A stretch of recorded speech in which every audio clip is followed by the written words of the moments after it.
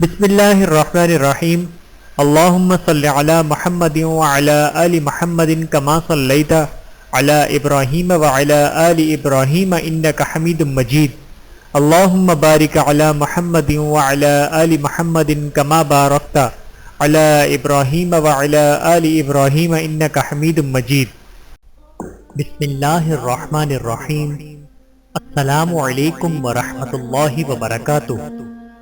نفسانی خواہش سے بچنے کا سبق آموز واقعہ۔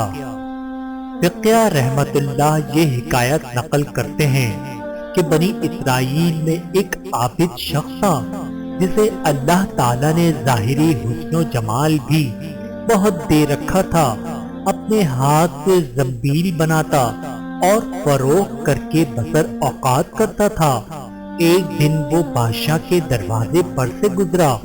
بادشاہ کی بیوی کی خادمہ نے دیکھ لیا، جا کر ملکہ سے کہنے لگی کہ یہاں ایک آدمی ہے کہ ایسا حسین شخص کبھی دیکھنے میں نہیں آیا، زنبیل فروخت کرتا پھر رہا ہے۔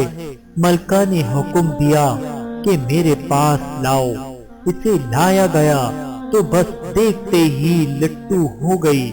کہنے لگی زنبیلیں پھینک دے اور یہ چادر سنبھال۔ باندی سے کہا کہ تیل اور خوشبو وغیرہ لا، ہم اس سے اپنے حاجت براری کریں گے۔ اور عابد سے کہنے لگی کہ اب تجھے زنبیلیں بیچنے کی ضرورت نہیں رہے گی۔ عابد بار بار انکار کرتا رہا۔ کہنے لگا کہ اگر تو یہ کام نہیں کرنا چاہتا تو اس کے بغیر یہاں سے باہر بھی نہیں جا سکتا، اور دروازے بند کرنے کا حکم دے دیا۔ عابد نے یہ حال دیکھا تو کہنے لگا کیا تمہارے محل کے اوپر کوئی ضرورت کی جگہ ہے؟ کہنے لگی ہاں۔ باندی کو حکم دیا کہ اس کے لیے پانی وغیرہ اوپر لے جا۔ یہ اوپر چھت کے ایک کونے کی طرف گیا، دیکھا کہ محل بہت اونچا ہے، کوئی ایسی چیز نہیں جس کے ساتھ لٹک کر نیچے اتر جائے۔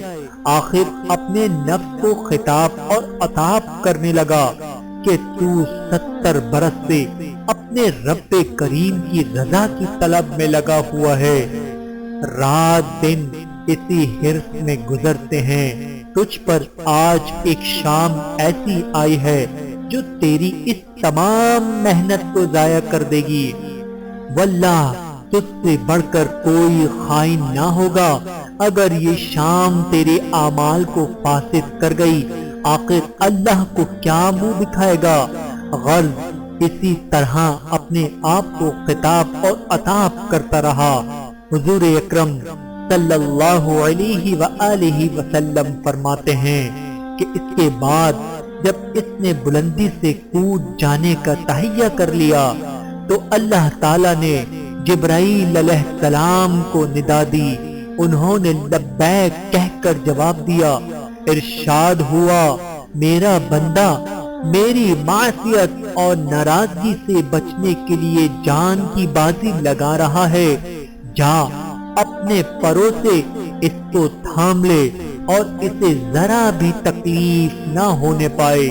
چنانچہ جبرائیل علیہ السلام اپنا پر پھیلایا، اسے پکڑ کر یوں زمین پر رکھ دیا جیسے ایک مہربان باپ اپنے بیٹے کو رکھتا ہے۔ فرمایا کہ عابد یہاں سے سیدھا گھر گیا، زنبیلیں وغیرہ وہیں رہ گئیں۔ سورج غروب ہو رہا تھا۔ بیوی کہنے لگی زنبیلوں کی قیمت کہاں ہے؟ کہنے لگا آج تو ان کا سب کچھ نہیں ملا۔ کہنے لگی تو آج رات افطار کس چیز سے کریں گے؟ کہنے لگا آج کی رات یوں ہی ذرا صبر سے کاٹ لیں گے۔ پھر کہنے لگا اٹھ کر تنور میں آگ جلا دے، ہم سائے ہمارے تنور میں آگ نہیں دیکھیں گے تو نامعلوم کیا کچھ خیالات دوڑائیں گے، خدا نخواہ انہیں پریشان کرنا اچھا نہیں۔ بیوی نے اٹھ کر تنور میں آگ جلا دی، خود واپس آ کر بیٹھ گئی۔ ایک پڑوسن آگ لینے کو آئی، پوچھا آگ ہے، جواب ملا آگے بڑھ کر تنور سے لے لو۔ یہ عورت آگ لے کر واپس ہوئی تو گھر والی سے کہنے لگی کہ تو یہاں بیٹھی باتیں کر رہی ہے، ادھر تیری روٹیاں پک چکی ہیں بلکہ جلنے کو ہیں۔ عورت نے اٹھ کر دیکھا تو تنور بہترین روٹیوں سے بھرا ہوا تھا۔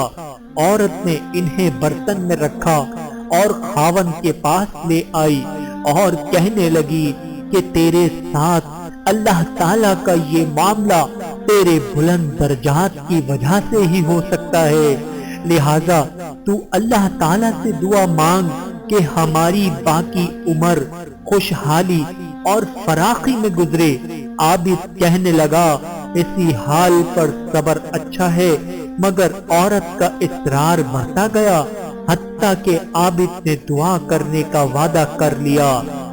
آدھی رات کو اٹھ کر نماز پڑھی اور اللہ تعالیٰ سے دعا مانگنے لگا کہ اے اللہ، میری بیوی کا اصرار اور تقاضا یہ ہے کہ اس کو باقی عمر میں خوشحالی اور فراخی عطا فرما۔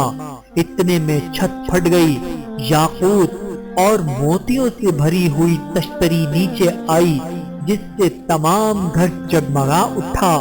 عابد نے بیوی کا پاؤں دبایا جو قریب ہی سو رہی تھی اور کہا کہ اٹھ کر بیٹھ اور جو کچھ مانگتی تھی وہ سنبھال لے۔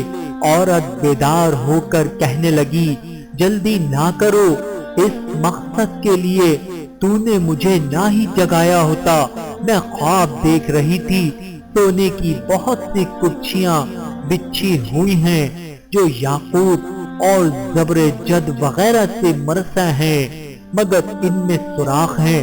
میں نے پوچھا کرسیاں کس کی ہیں؟ جواب ملا یہ تیرے خاوند کے بیٹھنے کے لیے ہیں۔ میں نے پوچھا یہ سوراخ کیا ہے؟ جواب ملا یہ وہی نقص اور کمی ہے جو دنیا کی جلد بازی کی وجہ سے واقع ہوئی ہے۔ تو میں نے کہا میں کسی ایسی چیز کی خواہش نہیں رکھتی جس سے تیری نشست گاہ میں نقص پیدا ہو، لہذا اپنے رب سے اسے واپس کرنے کی دعا کر لو۔ عابد نے دعا مانگی اور تشتری واپس ہو گئی۔ میرے محترم عزیزو، اس واقعے سے ہمیں سبق ملتا ہے کہ بے شک جو اللہ کے خوف سے اپنے آپ کو نفسانی خواہشات سے بچاتا ہے تو اللہ تعالیٰ یقیناً اس کی مدد فرماتے ہیں۔ اللہ تعالیٰ ہم سب کو سمجھنے کی اور عمل کرنے کی توفیق عطا فرمائے۔ آمین ثم آمین یا رب العالمین۔